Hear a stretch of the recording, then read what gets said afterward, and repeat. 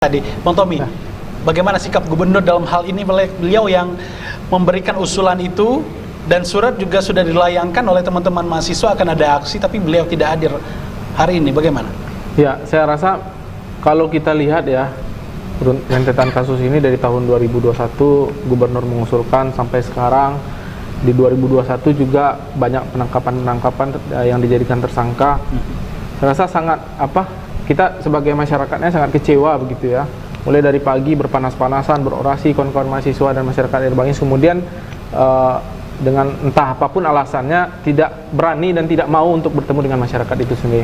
Artinya memang sebenarnya kan yang kita butuhkan ini dialog, kemudian kita sampaikan keluh kesah apa yang terjadi, apa yang menjadi masalah di Air Bangis, kemudian dia merespon apa langkah-langkah yang mungkin bisa diambil oleh Pemprov Sumbar. Tapi melihat dengan situasi sekarang, ya sangat kecewa sekali kita memang. Sangat kecewa. Di mana-mana konflik proyek strategis nasional harusnya memberikan dampak yang positif bagi masyarakat ya, Bang Tommy ya. Iya, betul. Tapi ini malah dugaan kita menyengsarakan rakyat. Iya, karena memang usulan semua proyek itu memang punya dua mata sisi. Pertama positif dan negatif.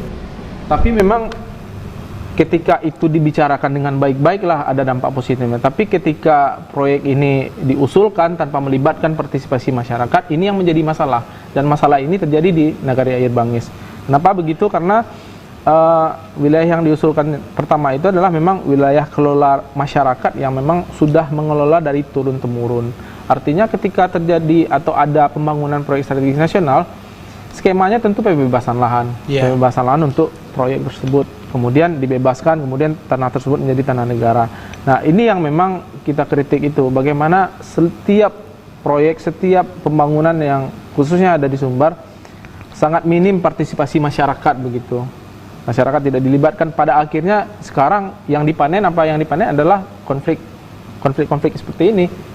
Konflik, kemudian lahir kekecewaan yang datang dari masyarakat, mahasiswa kepada pemerintahnya. Tapi sebelumnya katanya dari HGU juga sudah ada berjalan eksisten dari pekerjaan perusahaan dari PT Nusantara Rakyat.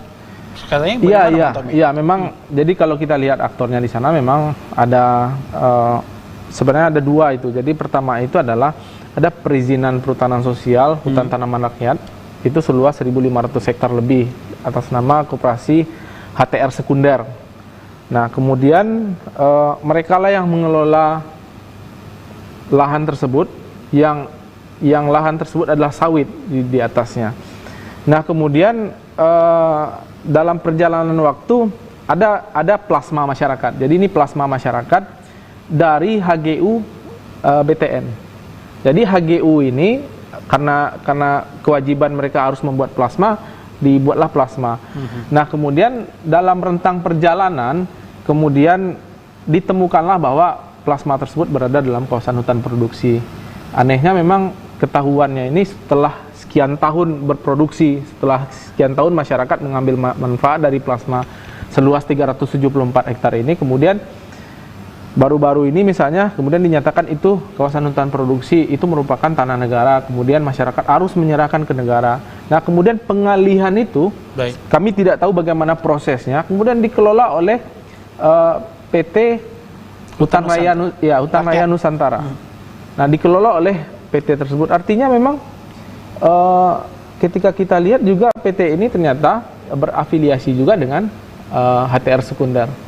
Nah, tentu ini menjadi tanda tanya besar.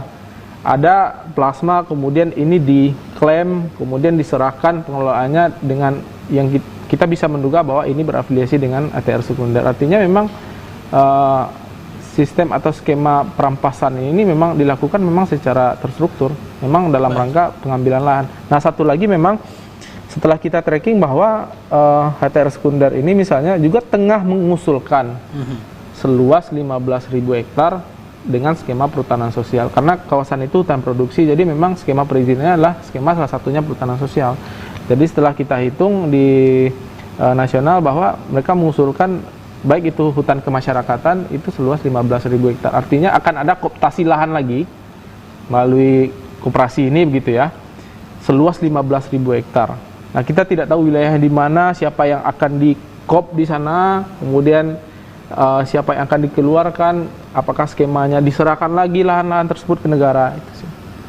Baik, teman-teman yang mendampingi masyarakat atau ikut juga terlibat tadi, mungkin sudah ada komunikasi sebelumnya. Apa yang teman-teman soroti, Novalion? Ya, emang kita udah, malahan kita dari mahasiswa udah langsung ke Pasaman Barat juga kemarin beberapa hari yang lalu gitu ya. KR Bangisnya? Iya, kita langsung ke lokasi. Kita hari Rabu kemarin, Rabu sama Kamis kita di sana gitu, dan kita malam itu nginap di sana gitu. Nah ya emang, dan kebetulan juga masyarakat sedang konsolidasi untuk kegiatan hari ini, untuk aksi hari ini gitu. Nah kebetulan karena kita mahasiswa hadir di sana, ya udah kita cocokkan lah kita. Apa yang teman-teman amati di sana? Nah, seperti apa kondisinya? Apa benar lahan tersebut juga dikawal oleh kepolisian juga Satpol PP di sana? Lahan tersebut konkretnya dikawal oleh Brimob ya. Gitu. Nah ya ketika pada hari Kamisnya kita pagi keliling-keliling di sana, ya kita menemukan posko Brimob dan kita juga menemukan mobil Brimob ini keluar dari wilayah tersebut gitu. Pada hari Rabunya gitu. Dan ya tenda Brimob ini masih berada di lahan tersebut gitu. Sementara teman-teman ke sana sempat dicekal apa gimana? Nah untuk kita ke sana alhamdulillah ya nggak ada tantangan yang terlalu berarti ya, karena kita emang kesananya diam-diam dan tidak ada komunikasi dengan siapapun gitu. Kita juga ke sana langsung main cari tanpa kita tanya-tanya ke masyarakat aja ke sana gitu. Berapa orang yang hadir waktu itu? Ya dari kita ke sana itu ada 5 orang gitu. Apa yang didapati dari masyarakat? Seperti apa kondisi mereka katanya? Ya, yang didapati dari curhatan masyarakat itu mereka emang, pada intinya mereka merasa terjajah di daerahnya sendiri gitu. Lahan mereka yang udah kelola dari lama, tiba-tiba baru beberapa tahun terakhir baru dikasih tahu oleh pemerintah bahwa itu hutan produksi gitu. Dan dilakukanlah segala proses oleh pemerintah hingga saat sekarang gitu. Ya, pada intinya mereka sangat merasa dikriminalisasi oleh negara pada saat sekarang gitu. Bahkan mereka bercerita ketika mereka lewat-lewat pun kadang ini Brimob tanya-tanya, interogasi, sampai demikian yang mereka ceritakan kepada kita gitu. Montomi, kondisi seperti ini bagaimana sebenarnya? Iya. Artinya masyarakat sudah tidak merasakan aman lagi di daerah mereka sendiri. Ya, betul, karena memang selama pemerintah provinsi, baik itu penegak hukum dan lain seterusnya, tidak berpihak atau tidak melakukan pendekatan ke masyarakatnya, artinya harus ada keseimbangan begitu ya. Kalau ketika dia memihak, tentu ini tidak akan selesai. Karena memang yang saya sampaikan tadi bahwa skemanya ada. Negara bisa memberikan pengelolaan kepada masyarakat melalui skema-skema perhutanan sosial atau misalnya skema tanah objek reforma agraria misalnya. Ketika ini memang ingin diturunkan statusnya dari kawasan hutan menjadi areal penggunaan lain. Tapi kan sampai sekarang kehendak itu yang tidak diambil, Bung Okta. Yang diambil itu adalah ranah-ranah penegakan hukum. Penegakan hukum bagi siapa saja yang mengambil hasil hutan dalam kawasan hutan tanpa izin. Tapi ketika mereka tak mengambil misalnya resolusi yang baik untuk masyarakat ini, yang ke depan yang akan dipanen itu adalah ya seperti ini, aksi-aksi massa, ketidakpercayaan masyarakat di Air Bangis kepada pemerintah. Kenapa harus melakukan penegakan hukum kepada masyarakatnya? Kenapa tidak mengambil skema-skema lain untuk dalam rangka penyelesaian begitu?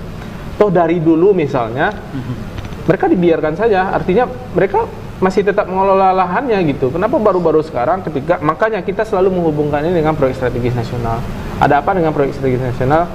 Kemudian masyarakat seakan-akan ketentraman dan kenyamanannya diganggu dalam hal untuk mencukupi ekonominya.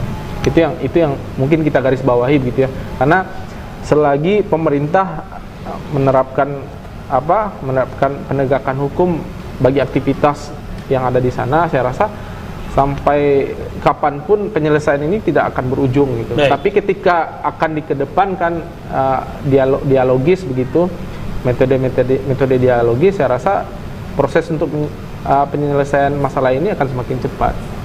Terkait warga yang ditangkap, Bang Tommy, di saat mereka menjual hasil kebun mereka kepada bukan dari koperasi, ini bagaimana menurut Bang Tommy? Iya, tentu ini jadi apa? Seolah-olah ini dimonopoli begitu ya, karena tentu ketika di koperasi ada harga yang ditentukan dan lain seterusnya. Yeah. Ketika masyarakat menjual ke toke-toke lain misalnya, ada harga yang bisa lebih fleksibel, yang bisa mereka jual misalnya. Nah artinya memang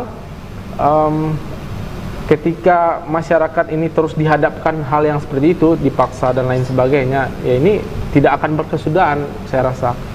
Baiknya memang bagaimana pemerintah bisa menciptakan resolusi-resolusi konflik agar masyarakat secara legal dapat mengelola lahannya.